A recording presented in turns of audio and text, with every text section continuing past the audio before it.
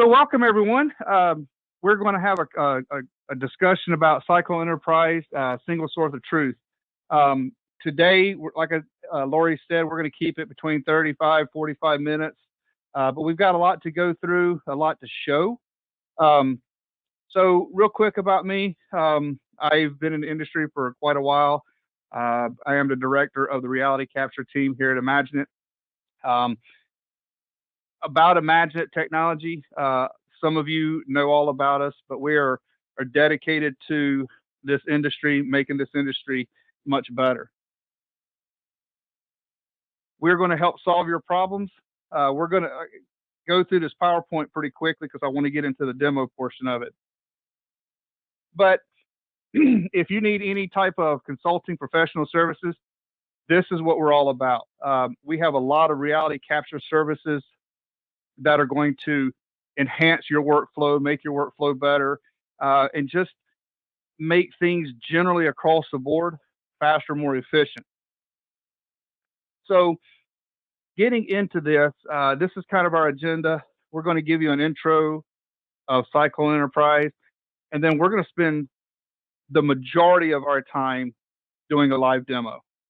So without further ado, what is Cyclone Enterprise? There are 6 major things that Cyclone Enterprise is going to do to help us. All right.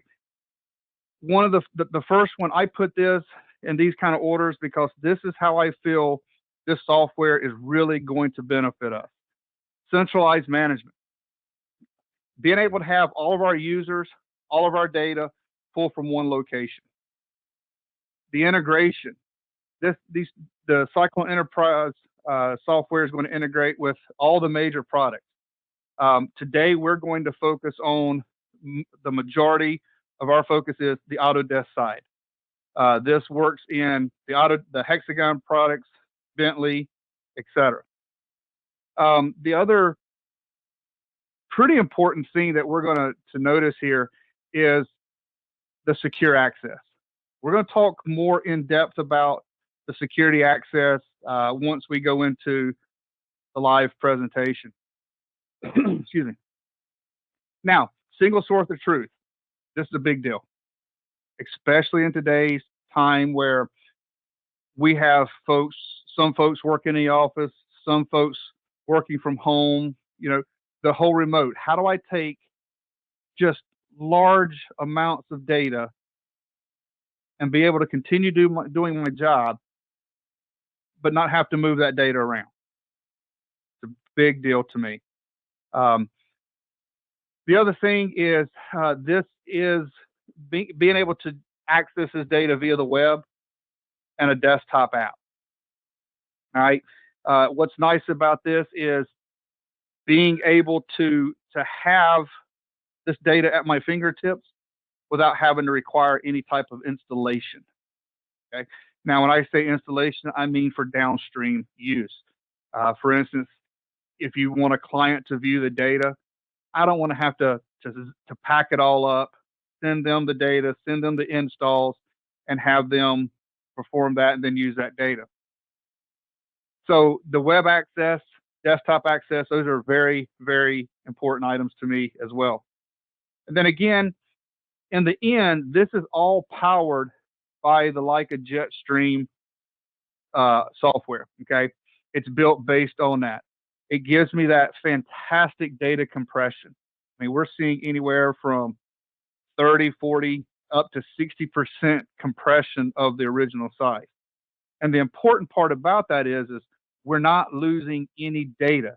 That data is not being decimated or points being removed. We're seeing 100% of our data 100% of the time. So that also is a big deal, especially when we get into being able to extract algorithmically parts and pieces inside AutoCAD, inside Revit, those type of programs. That information, I want to see as much of the point cloud data as I can. All right. So diving into this, what we're going to do now is I'm just going to take you through the whole user interface. Okay. Now, this is the web access user interface. To give a little background about how we're doing this, I am located in Richmond, Virginia. I am currently plugged into my home office, and I am using um, gigabyte service. So I have a pretty good internet service. I'm running about 500, 600 megs per second download. So it does require a decent internet connection. Now, I have no problem with internet speeds of 100, 125 to 130 megabyte per second. I am able to do this. Faster the service, the faster the data response. So, um, to keep this in perspective, I don't have a fantastic, but I have a pretty good one. So there's a couple ways to be able to utilize Cyclone Enterprise. We're going to go through, what type of hardware you're going to need. We're not going to get into specs. We can set up a call later with individuals if they want that. But there's a couple ways that we can set up Cyclone Enterprise Server. The first one being a physical box inside your organization. Physical server, plenty of hard drive space. What that requires is, if we have remote employees, those remote employees are going to have to be able to get into the network. So VPN. That's number one. Number two is we can have this set up, installed on a AWS virtual machine. There's a lot of paperwork that we have, spec sheets that will be needed. So, if your organization is running a virtual environment, we can utilize this software in that environment. The other way is I can use Azure. That is very much the same thing as the AWS. It can be set up very similar, but again, that's a virtual environment. It's set up on those machines, and we install the software into that. Everybody has access.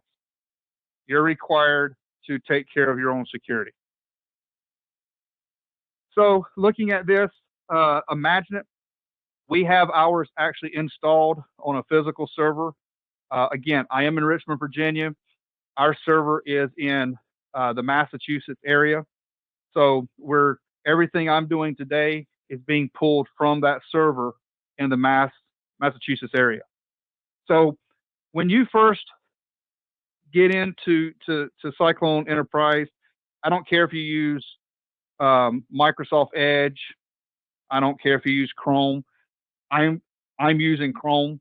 That's just what I'm in the habit of using. So when you get in here, first things first, I am going to log in. All right. And this user interface, very simplistic. There's a lot we can do. If you want to, when you guys are processing scan data and you're using the Leica software, I can take the Register 360 or the Cyclone Register software. I can push those completed point clouds directly up to Cyclone Enterprise once you have all the server configured. If you don't have the software, but you do get Leica LGS files, I can simply come up here to the top, do a drag and drop, and be able to put my data into Cyclone Enterprise. Now, I do want to make sure that everybody understands that right now, in order to get data into Cyclone Enterprise on the server, it needs to be a Leica LGS file. Okay, so I want to make sure that everybody understands that. Going on the fact that we are using an LGS file, drag and drop it, I now have all of my point clouds listed here. I've got point clouds that are anywhere from 900 megabyte all the way up to point clouds that are about 690 gigabyte. So I have point clouds in all sizes. Push pause on that for a second because a commonly asked question is, well, um, where's that data stored? Well, that data stored wherever you're whether you're using Azure or you're using AWS, it's stored up there. Us, we have like I said, a physical server.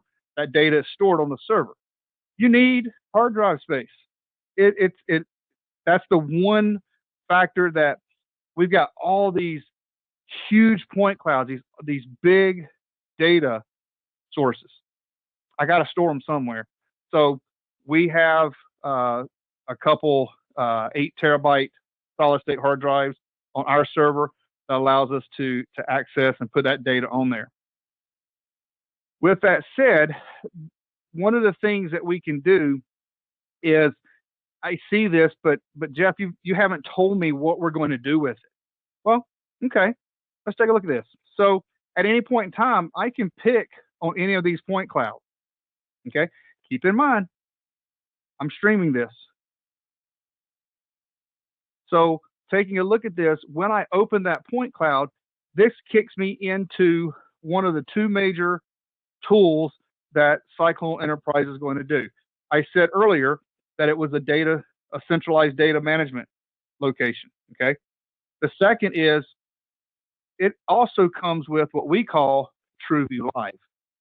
TrueView Live, for those of you that have used TrueView Local before or TrueView Enterprise, TrueView Live gives us more capability. For instance, now when I zoom in here, and let's say I double click on one of my scan worlds, all right, it's going to take me right to there. The user interface, for those of you that have used any type of Cyclone Enterprise or Cyclone software, this user interface is very similar to the TrueView Local and the old Jetstream viewer. I have full capabilities of what I can do here. For instance, if I wanted to view it, how I view it, I can turn point cloud off, on, turn the pictures off. Notice that I have a models button here. I can have my model located in this view. I can go back to Cyclone Enterprise. I can take you down to all of these different pieces. Okay.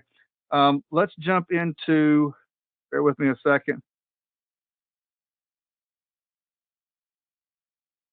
My model disappeared.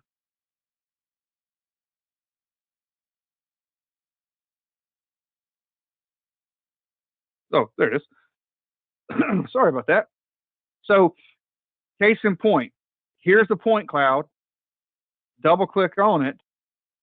I see my standard view, nice, crisp, clean. But you'll also notice that I have, intelligent design parts in here. So if I can come in here, turn off the model, turn on the point cloud, turn off the pictures. I now can control how I see this. This is a fantastic tool to be able to share with clients and say, hey, look, this is what the design intent is based on the existing conditions.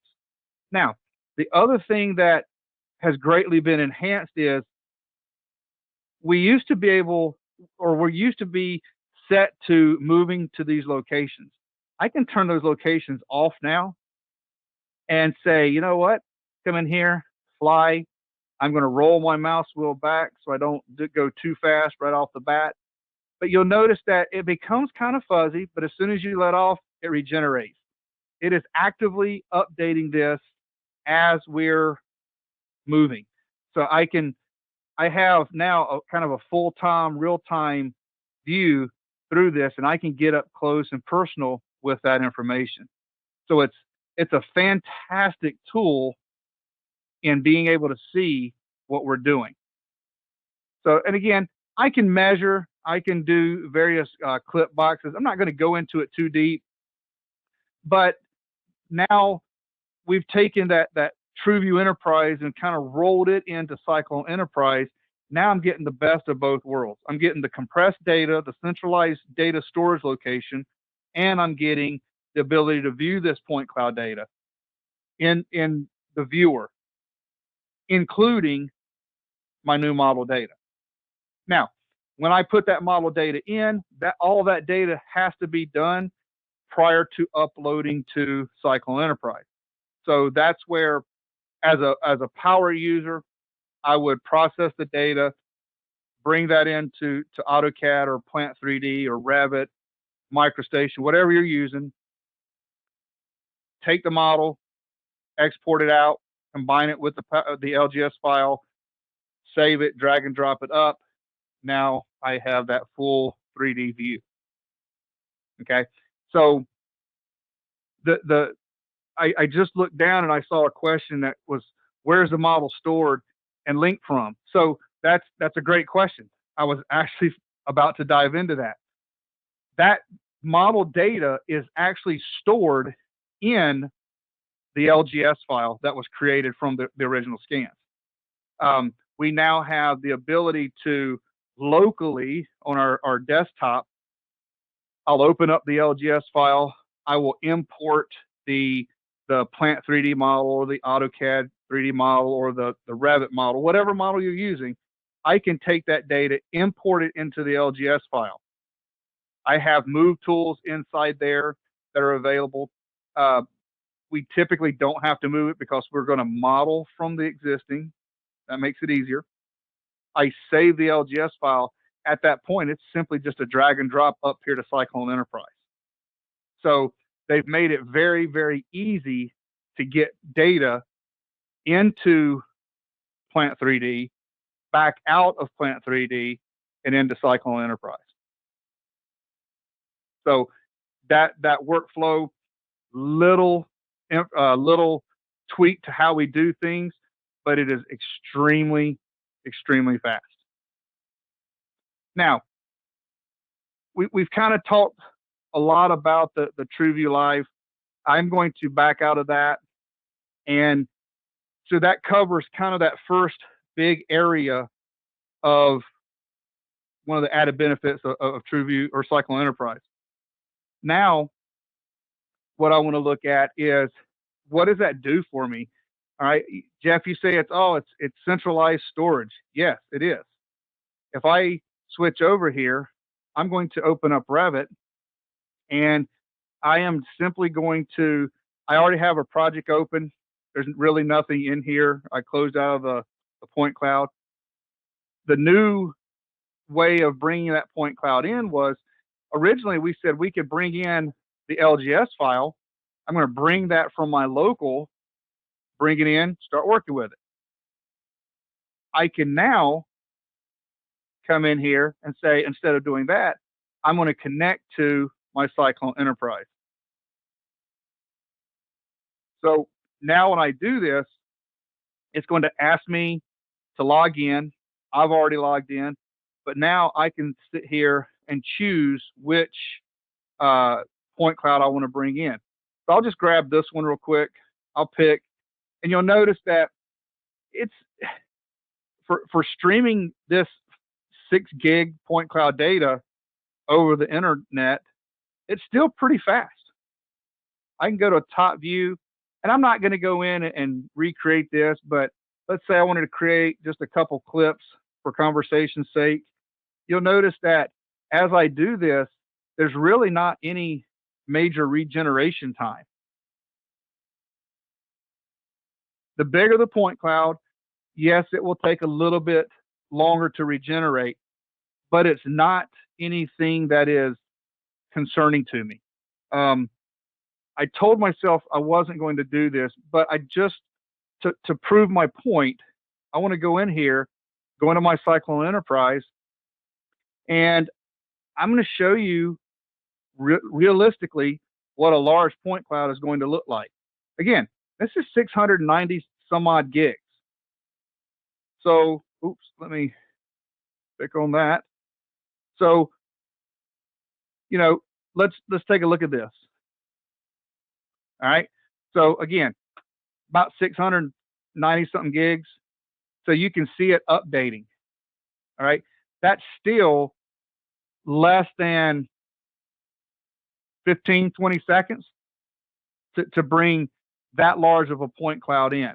To me, that's pretty impressive, considering in order for others to use this data, I'm going to have to ship them a drive. Because if I put this on Dropbox or OneDrive or Google Drive, it's going to take forever to download it, not to mention upload it. But now I've got this entire point cloud in. If I hold shift and my center mouse wheel, I'm able to navigate this. And ladies and gentlemen, keep in mind, I'm also running this through the GoToMeeting.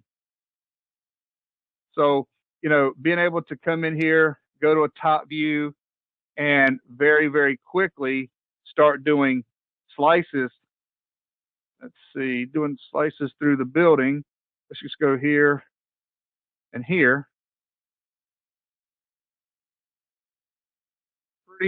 Pretty impressive if you ask me. And this data, this is RTC data.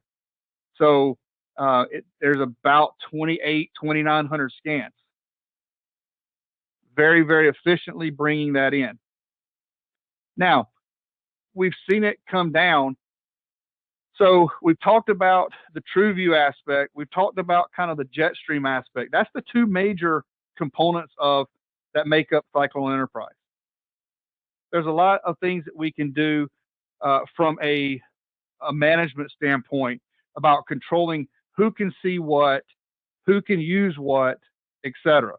So today, we're going to keep it kind of high level. I'm not going to get too much detail, but I want to go into the back end because a lot of times people show softwares, but they don't show that kind of information, that workflow. So, here we have storage locations. Yes, I can have multiple storage locations. We've got active processes, who is working in it, the date and time. It's telling me everything I want to know. So customizations, this is all what you want to make it. You put in all your information, you put your logo in, just make it personal to you. And then, of course, the licensing. But the cool part about this is the users. Okay. You'll notice I've got some users up here. I'm actually go through the process of creating a user and limiting that user to only be able to use certain data. For instance, I'm going to use a good friend of mine. So I'm going to put in here, Kevin. Now, this is where we get into to various roles. Okay. There's 6 various roles. There's users, power user, power admin, group admin, administrator, supervisor. Think of it as the user is the lowest amount of access. Basically, a user is going to say, you can look at it, you can view it, move around in it, but that's all you can do. Nothing else. Then you got a power user that can touch it, feel it. Then you got a project admin that can touch it, feel it, use it in some various different ways. Then you got group admin, and the amount of access goes up as you go up. So if you're a Revit power user and you're going to be using this data in Revit, you're going to be a project admin. That's where I start getting the ability to stream this data down and be able to utilize it in that work environment. But if let's just say my friend Kevin here, all he wants to be able to do is view the data. Well, then I'm probably going to make him just a user. But if Kevin wanted to be able to stream this down into AutoCAD, Plant 3D, Navisworks, Revit, MicroStation, SolidWorks, any of those programs, then I would need to make him a project administrator. So I can hit OK. says, hey, create a new one. It's going to give Kevin a password. At this point, I can send him an email. So right now, what I'm going to do is I'm going to log out and I'm going to log in as Kevin. So I'll put the password. Notice that when I put in the admin password, it's going to automatically force me to create my own password. So I'm going to put in just a simple password here and hit OK. All right. Now that I've changed it, it's going to ask me to do it again. There it is. Now, notice that, I don't have any projects assigned to Kevin. Kevin's a user. What I have to do is I've got to make sure that I assign Kevin a project. And it's pretty obvious when you do this. Somebody's going to go, hey, I have no views. You're like, oh, forgot to assign. That's fantastic because I'm not letting Kevin see any data until it's assigned to him. So that's another built-in safety feature. So again, just going in here, I'll sign back in because, let's say I forgot. I can come back into my user now here. So there's Kevin's information. And in here, I can reset the password. I can come in here, edit user. I can, different languages for different folks, access, and then delete that user. If I come in here to edit user access, now what I can do is say, okay, what project am I going to allow Kevin to see? Well, let's say, you know what, Kevin, you can only see the Starbucks. Hit OK. I've done that. I've assigned Kevin that data. Sign back out. And the reason why I'm signing in and out is because I want you guys to see how easy it is to go back and forth at any point in time. So now that I've signed back in as Kevin, now Kevin can see his favorite Starbucks. Kevin can pick on that. I can come in here. I have the full measure capabilities. I can view this thing, zoom into it, fly around it, whatever I want to do. They still have full command and full use of this TrueView Live. Okay. So that's about all the user is able to do. So again, this is all permissions driven, which makes it very secure. You can have different types of projects on the server doing different things at different times. So that kind of takes us through understanding the users. Now I can take a look at how to work with the actual projects, okay? And there's two ways to do this. I can do it by projects, which I just see all the projects, I pick on it. I can come in here and edit the properties of that information. If there's multiple storage locations, I can change that. The important part about this is fantastic. This is probably one of my favorite tools. Let's say I have a user that is, I'm in Virginia. My counterpart is working in New York City. And they're having to take their laptop offline, but they want to continue working. Well, on any of these projects, all right, for instance, this one right here, we have this published project. I can select on that, give it a name, be okay to go. I can password protect it, and I can hit finish. What that's going to do is that is going to kick off a publishing of that. It is creating a file named blk2go.lgs. Wait a minute. Jeff, are you telling me that anybody that has access to the server could go in there and publish their own LGS file and download it themselves without me having to take the time to do it? The answer is absolutely yes. Check out the status. says it was completed. Now I hit download project, and you'll notice that down here in the lower left-hand corner, it is downloading that LGS file. And we'll let that go for a minute or a couple. So once that's done, once it's completed downloading, and I'm trying to watch my download speed here. Once that's done, I can actually go back in there and say, you know what, let's delete that. So if you've got a project that you know 3 or 4 or 5 people may have to download for some reason, once it's finished downloading, I can leave it up there, and Kevin can, as long as he's got access, whoever has the appropriate access can now come and download that data just by hitting the download option. Now, if Kevin says, "Hey, or Joe says, "Hey, I need that data," he's the only one that's going to need it. I can always come in here after it's downloaded, hit delete. It removes it out of the publish area, but it is not removed.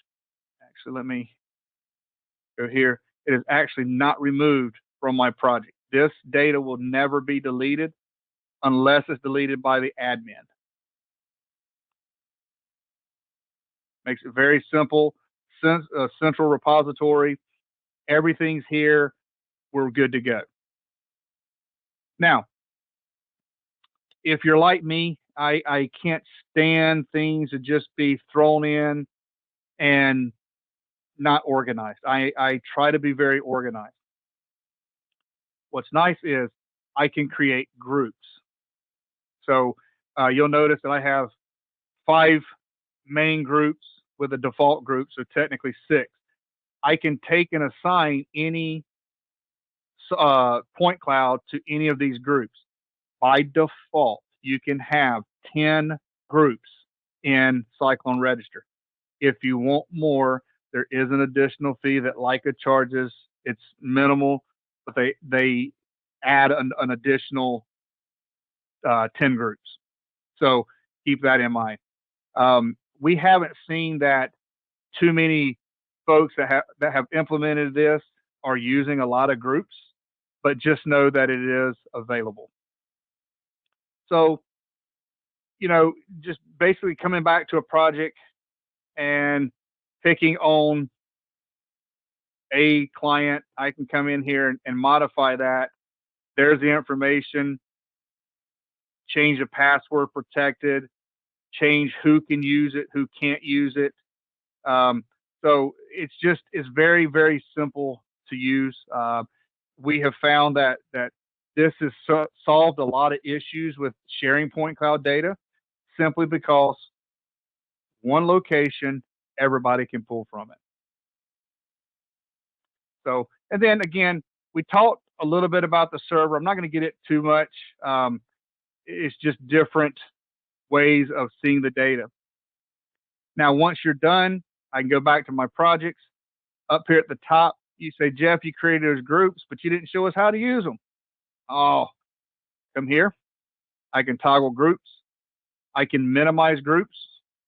So now I have all of those groups. And what's nice about that is if you don't have access to certain point clouds, you're not going to see this data. So you'll notice that I do have other scanner data, Faro data. I got a Trimble X7 data. In order to get that data into Cyclone Enterprise, we do have to run it through a Leica product, whether it's Register 360 or Cyclone Register. So right now, to get any data up here, it does have to have the Leica workflow.